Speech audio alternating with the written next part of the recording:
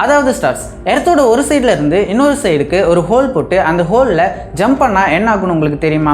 நீங்கள் ஒரு சைடில் இருந்து ஜம்ப் பண்ண ஸ்டார்ட் பண்ணதும் எர்த்தோட அதிக கிராவிட்டி காரணமாக உங்களோட ஸ்பீட் வந்து சவுண்டோட ஸ்பீடோட அதிகமாக இருக்கும் அப்படின்னு சொல்கிறாங்க. நீங்கள் எர்த்தோட கோரை நெருங்க அங்கே டெம்பரேச்சர் 5700 டிகிரி செல்சியஸ்க்கு மேலே இருக்கும். நீங்கள் ஒன்ஸ் அந்த கோரை ரீச் பண்ணதுக்கப்புறம் எர்த்தோட சென்டர் பாயிண்ட்ல இருந்து ஆப்போசிட் சைடில் ட்ராவல் பண்ண ஸ்டார்ட் பண்ணும்போது உங்களோட ஸ்பீட் வந்து கொஞ்சம் கொஞ்சமாக ஸ்லோ டவுன் ஆக ஆரம்பிக்கும்.